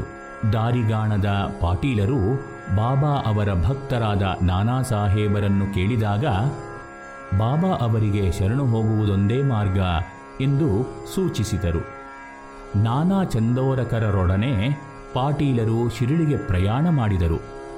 ಬಾಬಾ ಅವರ ದರ್ಶನಕ್ಕೆ ಹೋದಾಗ, ಇದೇನು ಈ ಕಳ್ಳನನ್ನು ಕರೆತಂದಿರುವೆ ಎಂದು ಶ್ಯಾಮ ಅವರಲ್ಲಿ ಹೇಳಿದರು. ನಂತರ ಸ್ವಲ್ಪ ಸಮಯದಲ್ಲೇ, ಈ ಮಸೀದಿಯಲ್ಲಿ ಯಾರೇ ಕಾಲಿಡಲಿ ಅವರ ಕಷ್ಟಗಳು ದೂರವಾಗುತ್ತವೆ, ಈತನ ರೋಗ ಗುಣವಾಗುತ್ತದೆ ಎಂದರು. 5 ನಿಮಿಷಕ್ಕೊಮ್ಮೆ ರಕ್ತವಾಂತಿಯಾಗುತ್ತಿದ್ದ ಭೀಮಾಜಿಗೆ ಇದು ನಿಂತು ಹೋಯಿತು. ಅವರ ಆರೋಗ್ಯ ಸುಧಾರಿಸಿತು. ಶ್ಯಾಮ ಅವರನ್ನು ಭೀಮಾಜಿ ಅವರ ಮನೆಯಲ್ಲಿ ತಂಗುವಂತೆ ಹೇಳಲಾಯಿತು. ಆ ಮನೆಯ ಪರಿಸ್ಥಿತಿ ಅಷ್ಟೇನೂ ಒಳ್ಳೆಯದಾಗಿರಲಿಲ್ಲ. ಆದರೂ ಬಾಬಾ ಅವರ ಆಜ್ಞೆಯನ್ನು ಪಾಲಿಸಲೇಬೇಕಿತ್ತು. ಶ್ರೀ ಸಾಯಿಯವರು ಭೀಮಾಜಿಯವರ ಕನಸಿನಲ್ಲಿ 2 ಬಾರಿ ಕಾಣಿಸಿಕೊಂಡು ಅವರ ರೋಗವನ್ನು ಪೂರ್ತಿಯಾಗಿ ಗುಣಪಡಿಸಿದರು. ಮೊದಲ ಸಲ ಶಾಲೆಯ ಹುಡುಗನಿಗೆ ಪಾಠವನ್ನು ಒಪ್ಪಿಸದೇ ಇದ್ದುದಕ್ಕಾಗಿ ಶಿಕ್ಷೆ ನೀಡಿದಂತೆ ಹಾಗೂ 2ನೇ ಸಾರಿ ಎದೆಯ ಮೇಲೆ ಕಲ್ಲುರುಳಿ ನೋವುಂಟು ಮಾಡಿದಂತೆ ಕನಸಾಯಿತು. ಭೀಮಾಜಿ ಅವರು ರೋಗಮುಕ್ತರಾಗಿ ಬಾಬಾ ಅವರಿಗೆ ನಮಸ್ಕಾರ ಮಾಡಿದರು. ಅಂದಿನಿಂದ ಭೀಮಾಜಿಯವರು ತಮ್ಮ ಮನೆಯಲ್ಲಿ ಶ್ರೀ ಸತ್ಯನಾರಾಯಣ ವ್ರತವನ್ನು ಶ್ರೀ ಸಾಯಿ ಸತ್ಯನಾರಾಯಣ ವ್ರತವಾಗಿ ಆಚರಣೆ ಆರಂಭಿಸಿದರು. ಮಲೇರಿಯಾ ಆ ಕಾಲದಲ್ಲಿ ಗುಣವಾಗದೇ ಇರುವ ಭಯಂಕರ ಕಾಯಿಲೆಯಾಗಿ ಬಾಬಾ ಅವರ ಭಕ್ತರಾದ ಗಣಪ ಶಿಂಪಿಯವರನ್ನು ಕಾಡಿಸಿತು. ಅವರು ದಾರಿಗಾಣದೆ ಬಾಬಾ ಅವರಲ್ಲಿ ಶರಣಾದರು. ಬಾಬಾ ಅವರು ಲಕ್ಷ್ಮೀ ದೇವಸ್ಥಾನದ ಮುಂದೆ ಒಂದು ಕರಿನಾಯಿಗೆ ಮೊಸರನ್ನವನ್ನು ಕೊಡು ಎಂದಷ್ಟೇ ಆಜ್ಞೆ ಮಾಡಿದರು. ಅವರು ಮೊಸರನ್ನವನ್ನು ಕರಿನಾಯಿಗೆ ನೀಡಿದಾಗ ಅದು ಸಂತೋಷದಿಂದ ಭಕ್ಷಿಸಿತು. ಶಿಂಪಿಯವರ ಮಲೇರಿಯಾ ಕೂಡಲೇ ಗುಣವಾಯಿತು. ಬಾಪು ಸಾಹೇಬ ಬೂಟೆ ಅವರಿಗೆ ವಾಂತಿ ಹಾಗೂ ಆಮಶಂಕೆಗಳಾದವು. ನಿತ್ರಾಣವಾಯಿತು. ಆಗ ಬಾಬಾ ಅವರನ್ನು ತಮ್ಮ ಮುಂದೆ ಕೂರಿಸಿಕೊಂಡು, ಎಚ್ಚರ, ವಾಂತಿ ಮಾಡಬೇಡ ಎಂದು ತಮ್ಮ ತೋರು ಬೆರಳನ್ನು ಸೂಚಿಸಿದರು. ಬೂಟಿ ಅವರ ವಾಂತಿ ಬೇಧಿ ಕೂಡಲೇ ನಿಂತು ಹೋಯಿತು. ಶ್ರೀ ಬಾಬಾ ಅವರ ಮಾತೆ ಮಂತ್ರೌಷಧವಾಗಿತ್ತು. ಇನ್ನೊಮ್ಮೆ ಬೂಟೆ ಅವರಿಗೆ ಕಾಲರಾ ಜಾಡ್ಯವಾಯಿತು. ವೈದ್ಯರ ಉಪಚಾರ ವಿಫಲವಾಯಿತು. ಬಾಬಾ ಅವರಲ್ಲಿ ಮೊರೆಹೊಕ್ಕಾಗ ಬಾದಾಮಿ, ಅಕ್ರೋಟ್, ಪಿಸ್ತಾಗಳನ್ನು ಅರೆದು ಸಕ್ಕರೆ ಹಾಕಿ ಕುದಿಯುವ ಹಾಲಿನಲ್ಲಿ ಹಾಕಿ ಕುಡಿ ಎಂದರು. ಈ ವಿಚಿತ್ರ ಔಷಧಿಯಿಂದ ರೋಗ ಗುಣವಾಗಿ ಹೋಯಿತು. ತೀವ್ರ ಕಿವಿಯ ನೋವಿನಿಂದ ಆಳಂದಿಯ ಸಾಧುಗಳೊಬ್ಬರು ಬಳಲುತ್ತಿದ್ದರು. ಬಾಬಾ ಅವರ ದರ್ಶನ ಪಡೆದಾಗ ಅವರು, ದೇವರು ಒಳ್ಳೆಯದನ್ನು ಮಾಡುತ್ತಾನೆ ಎಂದು ಹೇಳಿದರು. 1 ವಾರದ ನಂತರ ಅವರ ಕಿವಿ ನೋವು ಮಾಯವಾಯಿತು. ಒಮ್ಮೆ ಕಾಕಾ ಮಹಾಜನಿ ಅವರಿಗೆ ಅತಿಸಾರ ರೋಗ ಬಂದಿತು. ಬಾಬಾ ಅವರಿಗೆ ಇದು ತಿಳಿದರೂ ಸುಮ್ಮನಿದ್ದರು. ಒಮ್ಮೆ ಮಸೀದಿಗೆ ಕಲ್ಲು ಮಂಚ ಹಾಕುವಾಗ ಬಾಬಾ ಉದ್ರಿಕ್ತರಾದಂತೆ ಕೂಗಿಕೊಂಡರು. ಎಲ್ಲರೂ ಹೆದರಿ ಓಡಿದರು. ಕಾಕಾ ಮಾತ್ರ ಅಲ್ಲೇ ಇದ್ದರು. ಆಗ ಬಾಬಾ ಅವರು ಅಲ್ಲಿ ಯಾರೋ ಬಿಟ್ಟು ಹೋಗಿದ್ದ ಕಡಲೆಕಾಯಿ ಚೀಲದಿಂದ ಒಂದು ಹಿಡಿ ಕಡಲೆಕಾಯಿ ತಿಂದು ನೀರು ಕುಡಿದಾಗ ಅತಿಸಾರ ಮಾಯವಾಯಿತು. ಕಾಕಾ ಮಹಾಜನಿ ಅವರು ಕಲ್ಲು ಮಂಚ ಹಾಕುವ ಕೆಲಸವನ್ನು ಮತ್ತೆ ಎಂದಿನಂತೆ ಮಾಡಲಾರಂಭಿಸಿದರು. ಹರ್ದಾ ಗ್ರಾಮಕ್ಕೆ ಸೇರಿದ ದತ್ತೋಪಂತರು 14 ವರ್ಷಗಳಿಂದಲೂ ಹೊಟ್ಟೆ ನೋವಿನಿಂದ ನರಳುತ್ತಿದ್ದರು. ಯಾವ ಔಷಧಿಯೂ ಗುಣ ಮಾಡಲಿಲ್ಲ. ಆಗ ಅವರು ಬಾಬಾ ಅವರ ಮಹಿಮೆ ತಿಳಿದು ಶಿರಡಿಗೆ ಬಂದರು. ಬಾಬಾ ಅವರು ದತ್ತೋಪಂತರನ್ನು ದಯೆಯಿಂದ ನೋಡಿ ತಲೆ ಮೇಲೆ ಕೈಯಿರಿಸಿ ಆಶೀರ್ವದಿಸಿ ಉದಿ ನೀಡಿದರು. ಅಂದಿನಿಂದ ಅವರ ಹೊಟ್ಟೆ ಶೂಲೆ ನಿವಾರಣೆಯಾಯಿತು. ಶ್ಯಾಮ ಅವರು ಒಮ್ಮೆ ಹೊಟ್ಟೆ ನೋವಿನಿಂದ ನರಳುತ್ತಿದ್ದರು. ಬಾಬಾ ಅವರು ಸೋನಾಮುಖಿ ಕಷಾಯ ಕುಡಿ ಎಂದರು. ಅವರು ಹಾಗೆ ಮಾಡಲು ಅವರ ಹೊಟ್ಟೆ ನೋವು ಗುಣವಾಯಿತು. 2 ವರ್ಷಗಳ ನಂತರ ಮತ್ತೆ ಅವರಿಗೆ ಉದರ ಶೂಲೆ ಬಂದಾಗ ಬಾಬಾ ಅವರನ್ನು ಕೇಳದೆ ಕಷಾಯ ಕುಡಿದರು. ಈಗ ಅವರ ಹೊಟ್ಟೆ ನೋವು ಅತಿಯಾಯಿತು. ಮತ್ತೆ ಬಾಬಾ ಅವರ ದಯೆಯಿಂದಲೇ ಅದು ಗುಣವಾಯಿತು. ಕಾಕಾ ಮಹಾಜನಿ ಅವರ ಸಹೋದರ ಹಾಗೂ ನಾನಾ ಸಾಹೇಬರಿಗೆ ಬಂದ ಉದರ ಶೂಲೆಯನ್ನು ಬಾಬಾ ಅವರು ಸರಳ ನಿಯಮಗಳಿಂದ ಗುಣಪಡಿಸಿದ್ದರು. ಇಲ್ಲಿ ರೋಗ ನಿವಾರಣೆ ಮಾಡಿದ್ದು ಶ್ರೀ ಸಾಯಿನಾಥರ ಕೃಪೆಯೇ ಹೊರತು ಔಷಧಿಗಳಲ್ಲ ಎಂಬಲ್ಲಿಗೆ ಶ್ರೀ ಸಾಯಿ ಸಚ್ಚರಿತೆಯ 13ನೆಯ ಅಧ್ಯಾಯವು ಸಂಪೂರ್ಣವಾಯಿತು. ಶ್ರೀ ಸಾಯಿನಾಥಾಯ ನಮಃ. ಅಧ್ಯಾಯ 14. ಶ್ರೀ ಗುರುಭ್ಯೋ ನಮಃ. ಮಾನವನು ಭಕ್ತಿಯ ಮೂಲಕ ಈ ಜನ್ಮದಲ್ಲಿ ಮೋಕ್ಷವನ್ನು ಹೊಂದಬೇಕು. ಇದೇ ಜೀವನದ ಅಂತಿಮ ಗುರಿಯಾಗಿದೆ. ಜೀವನದ ಗುರಿಯನ್ನು ಸಾಧಿಸಲು ನಾವು ಜಾಗೃತರಾಗಬೇಕೆಂದು ಬೋಧಿಸಿ ಈ ಜನ್ಮವನ್ನು ಸಾರ್ಥಕಪಡಿಸಿಕೊಳ್ಳಿರೆಂದು ಉಪದೇಶಾತ್ಮಕ ಕಥೆಗಳ ಮೂಲಕ ಶ್ರೀ ಸಾಯಿನಾಥರು ತಿಳಿಯಪಡಿಸುತ್ತಿದ್ದರು. ನಾಂದೇಡದ ಶ್ರೀ ರತನ್ಜಿ ವಾಡಿಯಾ ಎಂಬ ಶ್ರೀಮಂತ ಗೃಹಸ್ಥರಿಗೆ ಎಲ್ಲ ಐಶ್ವರ್ಯವಿದ್ದರೂ ಪುತ್ರ ಸಂತಾನವಿರಲಿಲ್ಲ. ಅವರು ದಾನಿಗಳೂ ಉದಾರಿಗಳೂ ಆಗಿ ಹಗಲಿರುಳು ಮಕ್ಕಳಿಲ್ಲದಿರುವ ಬಗ್ಗೆ ಚಿಂತಿಸುತ್ತಿದ್ದರು. ವಾಡಿಯಾ ಅವರಿಗೆ ಸಾಯಿ ಭಕ್ತ ದಾಸಗಣು ಅವರ ಬಗ್ಗೆ ವಿಶೇಷ ಗೌರವವಿತ್ತು. ಅವರನ್ನು ಕಂಡು ತಮ್ಮ ವೇದನೆ ತೋಡಿಕೊಂಡಾಗ ಶಿರಡಿಗೆ ಹೋಗಿ ಶ್ರೀ ಬಾಬಾ ಅವರಲ್ಲಿ ಪ್ರಾರ್ಥಿಸುವಂತೆ ಸೂಚಿಸಿದರು. ವಾಡಿಯಾ ಅವರು ಶಿರಡಿ ತಲುಪಿ ಬಾಬಾ ಅವರ ದರ್ಶನ ಪಡೆದು ಭಕ್ತಿಯಿಂದ ತಮ್ಮ ಕಷ್ಟವನ್ನು ಪರಿಹರಿಸುವಂತೆ ಬೇಡಿದರು. ಶ್ರೀ ಸಾಯಿಯವರು ಅವರಿಂದ 5 ರೂಪಾಯಿ ದಕ್ಷಿಣೆ ಕೇಳಿದರು. ವಾಡಿಯಾ 5 ರೂಪಾಯಿ ಕೊಡುವಷ್ಟರಲ್ಲೇ ನಿನ್ನಿಂದ ರೂ 314 ಆಣೆ ಬಂದಿದೆ, ಉಳಿದದ್ದನ್ನು ಕೊಟ್ಟರೆ ಸಾಕು ಎಂದರು. ವಾಡಿಯಾ ಅವರಿಗೆ ಅರ್ಥವಾಗಲಿಲ್ಲ. ಬಾಬಾ ಹೇಳಿದಂತೆ ಮಾಡಿದರು. ಬಾಬಾ ಅವರಿಗೆ ದೇವರು ನಿನ್ನ ಬಯಕೆ ಈಡೇರಿಸುತ್ತಾನೆ ಎಂದು ಹರಸಿ ಉಧಿ ನೀಡಿದರು. ತಮ್ಮ ಊರಿಗೆ ಹಿಂದಿರುಗಿದ ರತನ್ಜಿಯವರು ದಾಸಗಣು ಅವರನ್ನು ಕಂಡು ಈ ಬಗ್ಗೆ ಕೇಳಿದರು. ಕೂಡಲೇ ರತನ್ಜಿಯವರಿಗೆ ತಾವು ಕೆಲವು ದಿನಗಳ ಹಿಂದೆ ಮುಸ್ಲಿಂ ಸಂತರೊಬ್ಬರನ್ನು ಸತ್ಕರಿಸಿದ ಬಗ್ಗೆ ನೆನಪಾಯಿತು.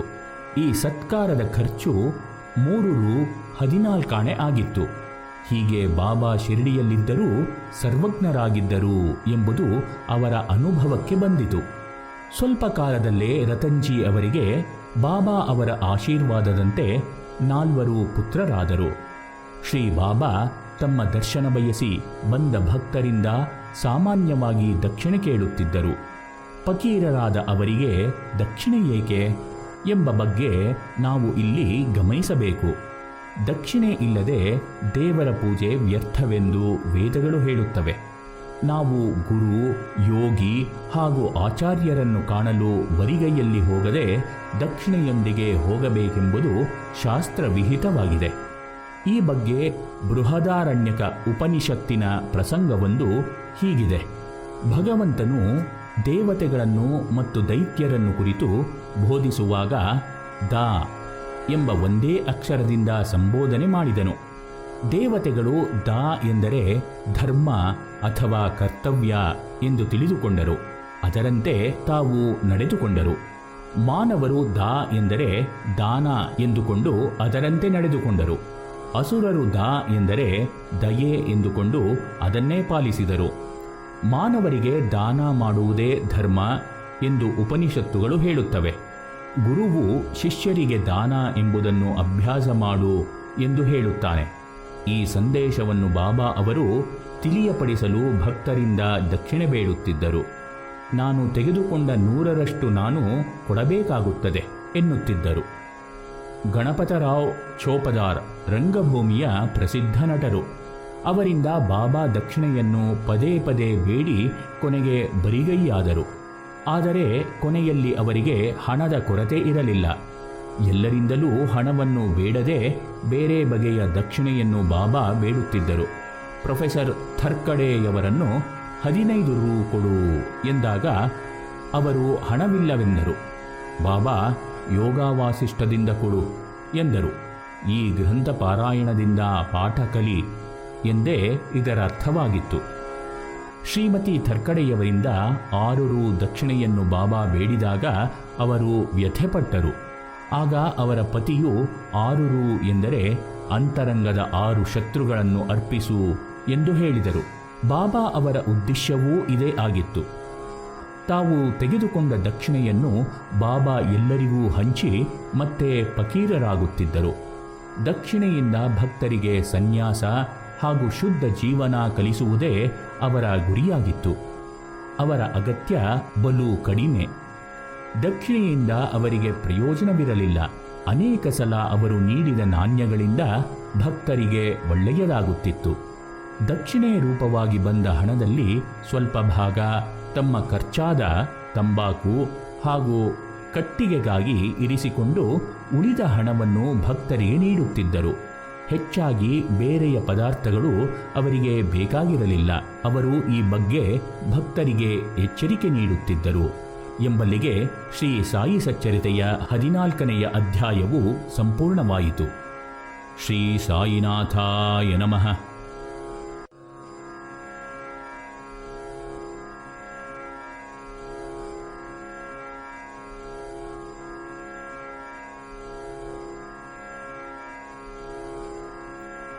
ಅಧ್ಯಾಯ 15. ಶ್ರೀ ಗುರುಭ್ಯೋ ನಮಃ. ತಮ್ಮ ಭಕ್ತರಾದ ದಾಸಗಣು ಅವರಿಗೆ ಬಾಬಾ ಕೀರ್ತನೆಯ ಕಾರ್ಯವನ್ನು ವಹಿಸಿದ್ದರು. ದಾಸಗಣು ಅವರು ಬಾಬಾ ಅವರ ಅಂತರಂಗ ಭಕ್ತರಾಗಿ ಅವರ ಮಹಿಮೆಯನ್ನು ಹೃದಯಂಗಮವಾಗಿ ಎಲ್ಲ ಕಡೆ ಬಣ್ಣಿಸಿ ಕೃತಾರ್ಥರಾಗಿರುತ್ತಿದ್ದರು. ಒಮ್ಮೆ ಅವರು ಶಿರಡಿಯಲ್ಲಿ ಹರಿಕತೆ ಮಾಡಬೇಕಾಗಿತ್ತು. ಎಲ್ಲ ಕೀರ್ತನಕಾರರಂತೆ ನಿಲುವಂಗಿ ಜರಿಪೇಟ ಧರಿಸಿದ ದಾಸರು ಶ್ರೀ ಬಾಬಾ ಅವರನ್ನು ನಮಸ್ಕರಿಸಲು ಬಂದರು. ದಾಸಗಣು ಅವರ ವೇಷಭೂಷಣಗಳನ್ನು ನೋಡಿದ ಬಾಬಾ, ಏನಯ್ಯ, ಮದುವೆ ಗಂಡಿನಂತೆ ಸಿಂಗರಿಸಿಕೊಂಡಿದ್ದೀಯಲ್ಲ ಎಂದು ಗೇಲಿ ಮಾಡಿದರು. ಅವರು ಕೀರ್ತನೆ ಮಾಡಲು ನಾನು ಹೀಗೆ ವೇಷ ಧರಿಸಿದ್ದೇನೆ ಎನ್ನಲು, ಹರಿನಾಮ ಸಂಕೀರ್ತನೆಗೆ ಇಷ್ಟು ಆಡಂಬರವೇ, ಇದನ್ನೆಲ್ಲ ಬದಿಗಿಡು ಎಂದು ಆಜ್ಞೆ ಮಾಡಿದರು. ದಾಸರು ಗುರುವಿನಾಜ್ಞೆ ಪಾಲಿಸಿದರು. ಹರಿಭಕ್ತಾಗ್ರೇಸ ದೇವರ್ಷಿ ನಾರದರು ತಂಬೂರಿ ತಾಳ ಬಿಟ್ಟರೆ ಬೇರೆ ಏನನ್ನೂ ಇರಿಸಿಕೊಂಡಿರಲಿಲ್ಲ ಎಂಬುದನ್ನು ಬಾಬಾ ಜ್ಞಾಪಿಸಿದರು. ಇದೇ ನಾರದೀಯ ಕೀರ್ತನ ವಿಧಾನವಾಗಿತ್ತು. ದಾಸಗಣು ಅವರ ನಾಮ ಸಂಕೀರ್ತನೆಯಿಂದ ಬಾಬಾ ಅವರ ಕೀರ್ತಿ ಭಾರತದ ಮೂಲೆ ಮೂಲೆಗಳಲ್ಲೂ ವ್ಯಾಪಿಸಿತು. ಶ್ರವಣಕ್ಕೆ ಬರುವ ಹಲವಾರು ಭಿನ್ನ ರುಚಿಯ ಜನರಿಗೆಲ್ಲ ದಾಸಗಣು ಅವರ ಮಾತು ಅಚ್ಚಳಿಯದ ಪ್ರಭಾವ ಬೀರಿತು. ಇದು ಅನೇಕ ಸಜ್ಜನರನ್ನು ಬಾಬಾ ಅವರ ಭಕ್ತರನ್ನಾಗಿಸಿ ಸನ್ಮಾರ್ಗ ತೋರಿ ಸುಖ ಸಂಪತ್ತುಗಳನ್ನು ತಂದುಕೊಟ್ಟಿತು. ಥಾನಾದ ಶ್ರೀ ಕೌಪಿನೇಶ್ವರ ದೇವಾಲಯಗಳಲ್ಲಿ ದಾಸಗಣು ಅವರು ಹರಿಕತೆ ಮಾಡುತ್ತಾ ಬಾಬಾ ಅವರ ಮಹಿಮೆಯನ್ನು ಕೊಂಡಾಡುತ್ತಿದ್ದರು. ಅಲ್ಲಿ ಸೇರಿದ್ದವರಲ್ಲಿ ಚೋಳರಕರ್ ಎಂಬ ಸಿವಿಲ್ ನ್ಯಾಯಾಲಯದ ಸಣ್ಣ ಹುದ್ದೆಯಲ್ಲಿದ್ದ ನೌಕರರೊಬ್ಬರಿದ್ದರು. ಅವರು ತಮ್ಮ ಮನಸ್ಸಿನಲ್ಲೇ ಬಾಬಾ ಅವರನ್ನು ವಂದಿಸಿ, ಬಾಬಾ, ತಮ್ಮ ಕೃಪೆಯಿಂದ ಈ ಬಾರಿ ಇಲಾಖಾ ಪರೀಕ್ಷೆ ಪಾಸಾಗಿ ಖಾಯಂ ಕೆಲಸ ದೊರೆತರೆ ಶಿರಡಿಗೆ ಬಂದು ನಿಮ್ಮ ದರ್ಶನ ಪಡೆದು ಕಲ್ಲು ಸಕ್ಕರೆ ಹಂಚುತ್ತೇನೆ ಎಂದು ಹರಕೆ ಮಾಡಿಕೊಂಡರು. ಶ್ರೀ ಸಾಯಿ ಕೃಪೆಯಂತೆ ಚೋಳರಕರಿಗೆ ಖಾಯಂ ಕೆಲಸ ದೊರಕಿತು. ಬಡವರಾಗಿದ್ದರಿಂದ ತಮ್ಮ ಹರಕೆ ಪೂರೈಸಲು ಸಾಧ್ಯವಾಗಲಿಲ್ಲ. ಆದ್ದರಿಂದ ಅವರು ತಮ್ಮ ಚಹಾದಲ್ಲಿ ಬೆರೆಸುವ ಸಕ್ಕರೆ ಉಳಿಸಿ ಹಣ ಉಳಿತಾಯ ಮಾಡಿ ಶಿರಡಿಗೆ ಕೆಲವು ದಿನಗಳ ನಂತರ ಹೋದರು. ಆಗ ಬಾಬಾ ಅವರ ದಿವ್ಯ ದರ್ಶನ ಪಡೆದರು. ಶ್ರೀ ಸಾಯಿಯವರು ತಮ್ಮೊಡನಿದ್ದ ಜೋಗ್ ಎಂಬ ಮಹನೀಯರ ಬಳಿ, ಇವರಿಗೆ ಈ ದಿನ ಹೆಚ್ಚು ಸಕ್ಕರೆ ಬೆರೆಸಿದ ಚಹಾ ಕೊಡು ಎಂದಾಗ ಚೋಳಕರರಿಗೆ ಆನಂದ ಭಾಷ್ಪವುಕ್ಕಿ ಶ್ರೀ ಬಾಬಾ ಅವರಲ್ಲಿ ನಿಚ್ಚಲ ಭಕ್ತಿಯುಂಟಾಯಿತು. ಬಾಬಾ ತಮ್ಮ ಭಕ್ತರಿಗೆ, ನೀವು ಭಕ್ತಿಯಿಂದ ನನ್ನ ಬಳಿ ಕೈಚಾಚಿದರೆ ನಿಮ್ಮನ್ನು ಹಗಲಿರುಳು ಎಲ್ಲೇ ಇರಲಿ ರಕ್ಷಿಸುವೆ. ನೀವು ಏನು ಮಾಡುತ್ತಿದ್ದರೂ ನನಗೆ ಅದು ತಿಳಿಯುತ್ತದೆ. ಸಕಲ ಜೀವರಾಶಿಗಳಲ್ಲೂ ನನ್ನನ್ನು ಕಾಣಿರಿ. ಈ ರೀತಿ ಯಾರು ನನ್ನನ್ನು ಆರಾಧಿಸುವವರೋ ಅವರೇ ಧನ್ಯರು ಎಂದು ಆಗಾಗ ಹೇಳುತ್ತಿದ್ದರು. ಒಮ್ಮೆ ಬಾಬಾ ಮಸೀದಿಯಲ್ಲಿ ಕುಳಿತಿದ್ದಾಗ ಹಲ್ಲಿಯೊಂದು ಲೊಚಗುಟ್ಟಿತು. ಅಲ್ಲಿದ್ದ ಭಕ್ತರು, ಇದೇನು ಶಕುನ, ಏನು ಹೇಳುತ್ತಿದೆ ಎಂದಾಗ ಬಾಬಾ ಹೀಗೆ ಹೇಳಿದರು, ಈ ಹಲ್ಲಿ ತನ್ನ ತಂಗಿ ಔರಂಗಾಬಾದಿನಿಂದ ಇಂದು ಬರುತ್ತಾಳೆಂಬ ಸಂತೋಷದಲ್ಲಿದೆ ಎಂಬ ಬಾಬಾ ಮಾತು ಅರ್ಥವಾಗಲಿಲ್ಲ. ಸ್ವಲ್ಪ ಸಮಯದಲ್ಲೇ ಒಬ್ಬ ಭಕ್ತನು ಔರಂಗಾಬಾದಿನಿಂದ ಕುದುರೆಯ ಮೇಲೆ ಬಂದು ಇಳಿದನು. ಆತನು ಹುರುಳಿ ಚೀಲವನ್ನು ಕೆಳಗೆ ಹಾಕಿದಾಗ ಒಂದು ಹಲ್ಲಿ ಹೊರಬಂದು ಎಲ್ಲರೂ ನೋಡುತ್ತಿದ್ದಂತೆಯೇ ಗೋಡೆಯ ಹತ್ತಿ ಹಿಂದೆ ಲೊಚಗುಟ್ಟಿದ ಹಲ್ಲಿಯ ಬಳಿ ಹೊರಟಿತು. ಭಕ್ತರು ಇದನ್ನು ನೋಡಿ ಬಾಬಾ ಅವರ ಮಾತಿನ ಅರ್ಥ ತಿಳಿದರು. ಯಾರು ಈ ಅಧ್ಯಾಯವನ್ನು ಶ್ರದ್ಧೆ ಭಕ್ತಿಗಳಿಂದ ಪಾರಾಯಣ ಮಾಡುತ್ತಾರೋ ಅವರ ಎಲ್ಲ ಬಗೆಯ ಕ್ಲೇಶಗಳು ಶ್ರೀ ಬಾಬಾ ಅವರ ದಯೆಯಿಂದ ಬೇಗನೆ ದೂರವಾಗುತ್ತದೆ ಎಂಬಲ್ಲಿಗೆ ಶ್ರೀ ಸಾಯಿ ಸಚ್ಚರಿತೆಯ 15ನೆಯ ಅಧ್ಯಾಯವು ಸಂಪೂರ್ಣವಾಯಿತು. ಶ್ರೀ ಸಾಯಿನಾಥಾಯ ನಮಃ. ಅಧ್ಯಾಯ 16. ಶ್ರೀ ಗುರುಭ್ಯೋ ನಮಃ. ಭಕ್ತರು ನೀಡಿದ ಕಾಣಿಕೆಗಳನ್ನು ಪ್ರೀತಿಯಿಂದ ಬಾಬಾ ಅವರು ಸ್ವೀಕರಿಸುತ್ತಿದ್ದರು. ಆದರೆ ಯಾರಾದರೂ ಅಹಂಕಾರದಿಂದ ಅರ್ಪಿಸಿದರೆ ನಿರಾಕರಿಸುತ್ತಿದ್ದರು. ಅವರು ಯಾವಾಗಲೂ ಆಡಂಬರಕ್ಕೆ ಗಮನ ಕೊಡುತ್ತಿರಲಿಲ್ಲ. ಸದಾ ಉದಾರಿಗಳು, ಕರುಣಾಶಾಲಿಗಳೂ ಆಗಿರುತ್ತಿದ್ದರು. ಭಕ್ತರ ಬೇಡಿಕೆಗಳನ್ನು ಈಡೇರಿಸುವುದರಲ್ಲಿ ಅವರು ಕಲ್ಪತರು ಕಾಮಧೇನುವಿನಂತೆ ಸಿದ್ಧಹಸ್ತರಾಗಿದ್ದರು. ಕಲ್ಪತರು ಕಾಮಧೇನುಗಳು ನಾವು ಬೇಡಿದ್ದನ್ನು ಮಾತ್ರ ನೀಡಿದರೆ ಬಾಬಾ ಅವರು ಇವುಗಳಿಗಿಂತಲೂ ಊಹಿಸಲಸಾಧ್ಯವಾದ ಅನರ್ಘ್ಯ ವಸ್ತುಗಳನ್ನು ನೀಡಬಲ್ಲವರಾಗಿದ್ದರು. ಶ್ರೀ ಬಾಬಾ ಅವರ ಕೀರ್ತಿಯನ್ನು ಆಲಿಸಿದ್ದ ಶ್ರೀಮಂತ ಗೃಹಸ್ಥನೊಬ್ಬನು ಶಿರಡಿಗೆ ಬಂದನು. ಆತನಿಗೆ ಎಲ್ಲವೂ ತಿಳಿದಿತ್ತು. ಆದರೆ ಬ್ರಹ್ಮಜ್ಞಾನವನ್ನು ಪಡೆದರೆ ಹೆಚ್ಚು ಸುಖಿಯಾಗಿರಬಹುದೆಂದು ತಿಳಿದು ಅದನ್ನು ಬೇಡಲು ಅವರಲ್ಲಿಗೆ ಬಂದಿದ್ದನು. ಅವನ ಸ್ನೇಹಿತರು, ಬ್ರಹ್ಮಜ್ಞಾನವೆಂದರೆ ಅಷ್ಟು ಸುಲಭವೇ? ಕಡು ಜಿಪುಣನಾದ ನಿನಗೆ ಯಾರು ಬ್ರಹ್ಮಜ್ಞಾನವನ್ನು ನೀಡುತ್ತಾರೆ ಎಂದು ಹೇಳಿ ಕಳುಹಿಸಿದ್ದರು. ಮಸೀದಿಯೊಳಗೆ ಬಂದ ಧನಿಕನು ಶ್ರೀ ಬಾಬಾ ಅವರ ಪಾದಗಳಿಗೆರಗಿ, ಬಾಬಾ, ನೀವು ಬ್ರಹ್ಮನನ್ನು ನನಗೆ ತೋರಿಸುವಿರಾ? ನಿಮ್ಮಿಂದ ನನಗೆ ಬ್ರಹ್ಮಜ್ಞಾನ ದೊರೆತರೆ ನಾನು ಪರಮ ಸುಖಿಯಾಗಬಹುದು ಎಂದು ಬೇಡಿದನು. ಆಗ ಬಾಬಾ, ಇಷ್ಟು ಅವಸರವೇಕೆ? ನನ್ನಲ್ಲಿ ಬ್ರಹ್ಮಜ್ಞಾನವನ್ನು ಬೇಡಲು ಯಾರೂ ಬಂದಿಲ್ಲ. ನಾನು ಐಹಿಕ ಸುಖಗಳನ್ನು ಕೊಡುತ್ತೇನೆ, ಆದರೆ ನನ್ನ ವ್ಯವಹಾರ ನಗದು ಹಣ ಕೊಡು ಎಂದು ನಸುನಕ್ಕರು. ಬಾಬಾ ಒಬ್ಬ ಹುಡುಗನನ್ನು ಕರೆದು, ಮಗು, ನಂದೂಲಾಲನ ಬಳಿ ಹೋಗಿ ಕೇಳಿದನೆಂದು 5 ರೂ ತಾ ಎಂದರು. ಹುಡುಗ ಆ ಮಾರವಾಡಿಯ ಮನೆ ಬೀಗ ಹಾಕಿದೆ ಎಂದು ವಾಪಸ್ಸಾದ.